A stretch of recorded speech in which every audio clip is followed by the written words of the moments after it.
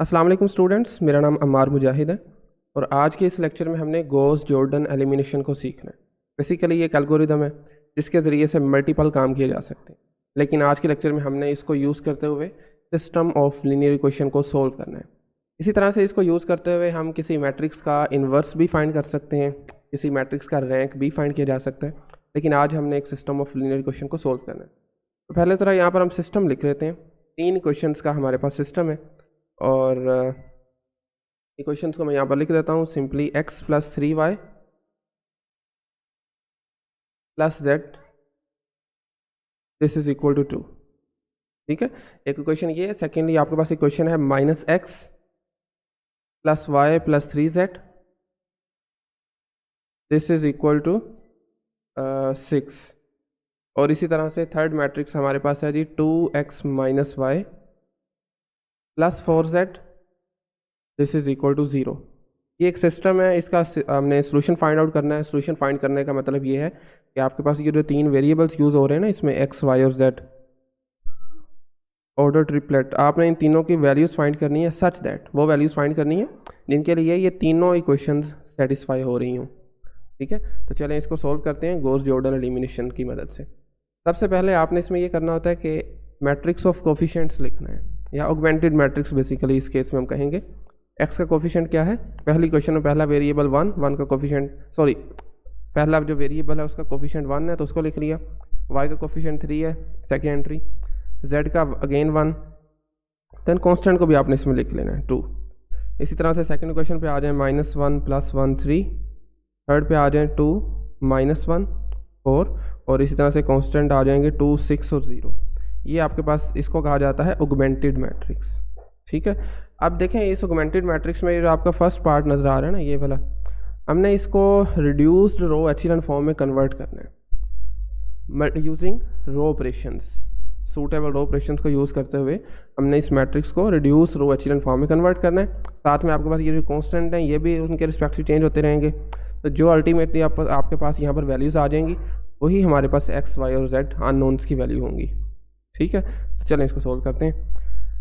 सबसे इसका तरीकाकार ये होता है कि आपने सबसे पहली रो में पहली नॉन ज़ीरो एंट्री जो है इसको लीडिंग एंट्री कहा जाता है। इस केस में 1 है, अगर 1 नहीं थी तो आपने इसको 1 बना देना है।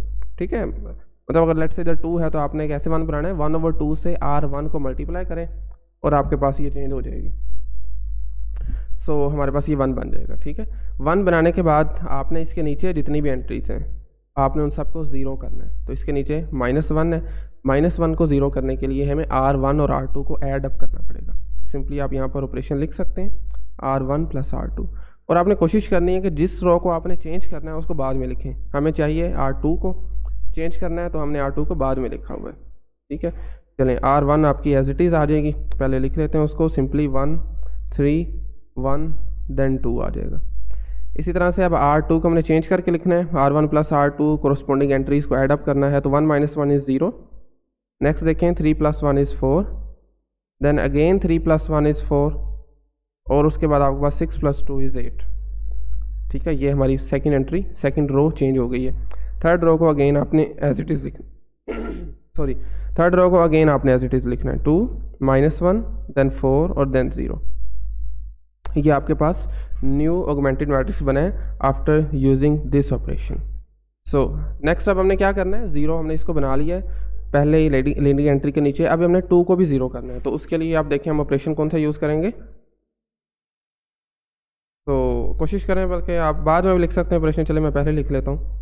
हमने इस 2 को 0 बनाना है तो उसके लिए हम आसान ये तरीकाकार है कि आप इसको मल्टीप्लाई करें R1 को 2 से, यानी 2R1 माइनस कर दें उसमें से R3 को, और R3 को हमने चेंज करना है इसलिए R3 को मैंने बाद में लिखा है।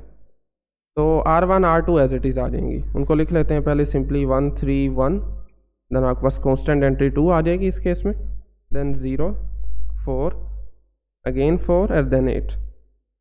अब आपने ऑपरेशन अप्लाई करना है 2R1 - R3, तो इसको मल्टीप्लाई करें 2 से, -2 दिस इज़ 0। इसको मल्टीप्लाई करें 2 से, 6 -1 मतलब माइनस और माइनस प्लस हो जाएंगे, तो ये आपके पास आ जाएगा 7। नेक्स्ट आ जाए 2 - 4 दिस इज़ -2। ठीक है, इसी तरह से नेक्स्ट एंट्री हमारे पास आ जाएगी कांस्टेंट वाली 2 times 2 4, 4 minus 4 0 is again 4। तो आपके पास मैट्रिक्स बना है जी ये वाला ऑगमेंटेड मैट्रिक्स। अच्छा अब आप देखें पहली रो के जो पहली नॉन जीरो एंट्री 1 थी, 1 के नीचे हमने 0 बना दिया। अब आपने मूव करना है रो 2 पर। रो 2 पे देखें पहली एंट्री 0 है, सेकंड एंट्री आप देखें नॉन जीरो है। तो आपने जो पहली नॉन जीरो एंट्री होगी ना वो जो जिस प्लेस पे ही पड़ी हुई है, जैसे इस केस में सेकंड प्लेस पे, तो आपने पहले नंबर पे तो उसको 1 बनाना है। यहाँ पर आसान काम है, इसको आपने अगर 1 बनाना है तो आप सिंपली R2 को 1/4 से मल्टीप्लाई कर सकते हैं, 1/4 टाइम्स R2, और हमने इसमें R2 को ही चेंज करना है, राइट। तो R1 को एज इट इज़ लिखा रहने दें 1 3 1, कॉन्स्टेंट एंट्री 2 आ जाएगी। R2 को चेंज करेंगे तो 0 डिवाइडेड बाई 4, ये 0 multiply 1/4 is 0, 4 multiply 1/4 is 1, then 4 times 1/4 is again 1, then 8 को अगर मल्टीप्लाई करेंगे 1/4 से तो आंसर हमारे पास 2 आ जाएगा। R3 को आपने अगेन एज इट इज़ लिखा रहने देना, 0 7 माइनस का 2 और 4 आपके पास एज इट इज़ आ जाएगा। तो ये हमारे पास बना है जी ऑगमेंटेड मैट्रिक्स। देखें पहले रो में पहली जो नॉन जीरो एंट्री थी जिसको लीडिंग एंट्री कहा जाता है उसके नीचे जीरोस हो गए। सेकंड रो में पहली नॉन जीरो एंट्री 1 बन गई है, उसके नीचे है 7। अब हमने इस 7 को 0 करना है, तो उसके लिए ऑपरेशन हम यूज़ कर सकते हैं simply 7R2 minus R3, 7R2 minus का R3, और इस केस में आप देख रहे हैं R3 को बाद में लिखा है, दैट मीन्स हमने R3 को चेंज करना है। तो R1 R2 को एज इट इज़ लिखा रहने दें 1 3 1, देन आपके पास 2 आ जाएगा 0 1 1 2। R3 को चेंज करना है 7R2 0 minus 0 is again a 0, 7R2 minus R3, 7 minus 7 is 0, 7R2 minus जब आप करेंगे R3 तो माइनस माइनस प्लस हो जाएगा, तो 7 + 2 इज़ 9। इसी तरह से यहाँ पर भी ऑपरेशन अप्लाई होगा, 7 × 2 इज़ 14, 14 माइनस 4 इज़ 10, यहाँ पर हमारे पास आ जाएगा 10। तो ये बना हमारे पास एक न्यू ऑगमेंटेड मैट्रिक्स। अब देखें ज़रा हमारे पास ये जो लीडिंग एंट्री थी सेकंड रो की, उसमें उसके नीचे 0 हो गया। अब हमने क्या करना है, थर्ड रो की जो लीडिंग एंट्री है जो नॉन जीरो फर्स्ट एंट्री है उसको हमने 1 बनाना है। तो ये 9 है, इसको 1 करने के लिए आप सिंपली कर सकते हैं 1/9 टाइम्स R3, यानी R3 पूरी की पूरी रो को आप 1/9 से मल्टीप्लाई करते हैं, ठीक है। तो पहली दो जो आपकी रोज़ हैं उनको हम एज इट इज़ लिख लेंगे 1 3 1, देन आपके पास 2 आ रहा है। इसी तरह से सेकंड रो में 0 1 1 2, और लास्ट रो आपके पास 0 multiply 1/9 is 0, then again 0 multiply 1/9 is 0, then 9 को आपने मल्टीप्लाई करना है 1/9 से तो हमें मिलता है 1। इसी तरह 10 को मल्टीप्लाई करें 1/9 से तो हमें मिलेगा 10 डिवाइडेड बाय 9। तो ये आपके पास एक मैट्रिक्स बना है। अब आप देख रहे हैं हमें जो डायगोनल एंट्रीज इस केस में आप कह सकते हैं 1 बन गई हैं, उनके नीचे एंट्रीज 0 हो गई हैं, ठीक है। अब हमने इनके ऊपर वाली एंट्रीज को भी 0 करना है, यानी आपके पास ये जो एंट्रीज नजर आ रही है ना 3 1 1, इनको भी using row operation, suitable row operation, हमने इन सब को भी 0 करना है। तो आप स्टार्ट 3 से कर सकते हैं। यहाँ पे देखें पहले हमने 3 को 0 करना है, तो इसको 0 करने के लिए मैं यहाँ पर जो ऑपरेशन यूज़ करने लगा हूँ that is going to be 3R2 plus R1। Yes, ये आप यूज़ कर सकते हैं 3R2 प्लस R1।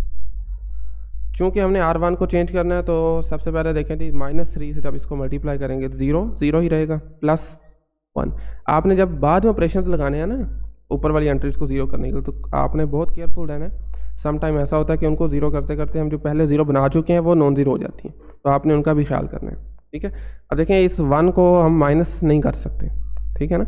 अगर आप करें ना 3R2 माइनस R1 तो फिर आपका ये 1 माइनस का बन जाएगा, तो इसलिए आपने ये ख्याल करना है -3R2 प्लस R1 करना है, राइट। सो ये एंट्री आपकी 1 ही रहेगी, सेकेंड एंट्री आपके पास 0 हो जाएगी, third entry -3 plus 1 that is going to be -2। आगे चले जाएँ, -3 से मल्टीप्लाई करेंगे -6 प्लस 2 इज़ -4। बाकी आपने एज इट इज़ लिख लेनी है 0 1 1 देन 2, इसी तरह से 0 0 1, देन आपके पास आ जाएगा 10/9, ठीक है। ये आपके पास एक न्यू ऑगमेंटेड मैट्रिक्स बन गया। अगेन अब आपके पास ये दो एंट्रीज पीछे बची हैं जिनको हमने 0 करना है, ठीक है। 1 और -2 को दोनों को 0 करना है, तो सबसे पहले चले हम -2 को 0 कर लेते हैं। तो उसके लिए अगर आप देखिए हम ऑपरेशन कौन सा यूज़ करेंगे, ऑपरेशन आप यूज़ करें 2R3 कर लें, मतलब R3 को 2 से मल्टीप्लाई करें, प्लस कर लें उसमें R1। यस, ये हम यूज़ कर सकते हैं, ठीक है। 2R3 plus R1। तो देखें 2R3 प्लस R1, R1 को चेंज करना है तो पहले ही ज़रा केयरफुल रहें। 2R3 मीन 0 को मल्टीप्लाई करें 2 से और प्लस करें R1, 1 नहीं रहेगा, देन अगेन आपके पास 0 ही रहेगा। 2R3 2 minus 2 is 0। अब देखें 2R3 क्या बनेगा, 20/9, 20/9 माइनस 4, इसको यहाँ पर सोल्व कर लेते हैं। 20 डिवाइडेड बाई 9 माइनस का 4 and this is equal two plus R1 हम कर रहे हैं तो ये हमारे पास माइनस का 4 आ जाएगा, तो 36, this is I guess minus 16 divided by 9। ठीक है, आप सोल्व करके देख सकते हैं, ये हमारे पास बन रहा है माइनस का 16 डिवाइडेड बाई 9। ठीक है, बाकी जो दो एंट्रीज़ हैं, मतलब दो रोज़ हैं R2 और R3, उनको एज इट इज़ लिखा रहने दें। 0, दिस इज़ 1, देन अगेन 1, 2 आ जाएगा यहाँ पर, दिस इज़ 0 0 1 10/9। तो ये आपके पास इस केस में मैट्रिक्स बना है। ओके, अच्छा जी, नेक्स्ट हमारे पास सिर्फ एक एंट्री रह गई है जिसको हमने 0 करना, और वो है ये वाला 1। इसको 0 करने के लिए आप ये कर सकते हैं कि minus R3 plus R2, yes, minus R3 plus R2। चलें अप्लाई करें ज़रा, माइनस का R3 प्लस का R2, और R2 को हमने इस केस में चेंज करना है। अच्छा जी, R1 को ज़रा एज इट इज़ लिखा रहने दें, 1 0 0, देन आपके पास आ जाएगा माइनस का 16 डिवाइडेड बाई 9। सेकंड आपके पास हमने चेंज करना है, minus R3, 0 plus 0 is 0, 0 plus 1 is 1, 1 minus 1 मतलब माइनस 1 प्लस 1 इज़ 0। फिर देखें आगे ज़रा, माइनस का R3 मतलब माइनस का 10/9 प्लस R2 मतलब 2। जब आप इसको सोल्व करेंगे तो आपके पास आ जाएगा 8/9। ठीक है, ये 18 माइनस 10 इज़ 8, 8/9 आ जाएगा। तो यहाँ पर लिखने सिंपली 8/9, और इसी तरह से थर्ड रो आपकी अगेन एज इट इज़ आ जाएगी 0 0 1, दिस इज़ कांस्टेंट जो आपका इस केस में है 10/9। और अब आप देखें आपका ये जो मैट्रिक्स है ना, दिस वन, ये रिड्यूस्ड रो एचेलॉन फॉर्म में कन्वर्ट हो चुका है।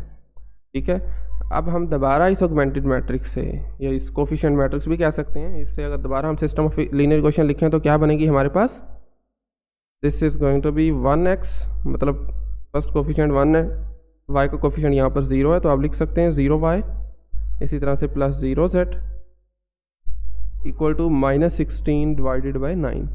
सेकेंड आपके पास जो रो से इक्वेशन क्या बनेगी, 0 times x plus 1 times y plus 0 times z, this is equal to 8 divided by 9।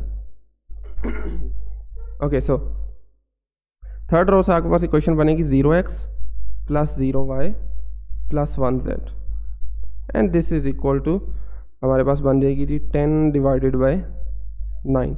यहाँ से देखें पहली इक्वेशन से y और z 0 हो जाएंगे, हमारे पास x क्या बचेगा पीछे, x is equal to minus 16/9। यहाँ से आपके पास 0 मल्टीप्लाई x भी 0 z भी 0, तो y की वैल्यू हमारे पास क्या आ जाएगी, y is equal to 8 divided by 9। और यहाँ से हमारे पास x भी 0, क्योंकि कोफिशिएंट 0 है, y भी 0, तो z की वैल्यू हमारे पास आ जाएगी, this is going to be 10/9। तो हमारा जो सोल्यूशन सेट बना है order triplet, this is basically minus 16 divided by 9, x की वैल्यू, y की वैल्यू है 8/9, और इसी तरह से z की वैल्यू है 10/9। तो ये हमारा सोल्यूशन सेट बना है। आप इसको वेरीफाई करना चाहें तो कर सकते हैं। तरीकाकार ये है कि इन तीनों वैल्यूज़ को, x y z की इन तीनों वैल्यूज़ को इस सिस्टम में 1 बाय 1 पुट करें, आप देखेंगे कि ये तीनों क्वेश्चंस को सेटिस्फाई करती हैं। तो ये हमारे पास था गॉस जॉर्डन एलिमिनेशन की मदद से किसी सिस्टम ऑफ लीनियर इक्वेशन को कैसे सोल्व करते हैं। ठीक है, सो आज के लेक्चर से मुतल्लिक आपका कोई क्वेश्चन क्यूरी है तो कमेंट सेक्शन पूछ सकते हैं, अदरवाइज़ आज के लिए इतना ही। Thank you very much.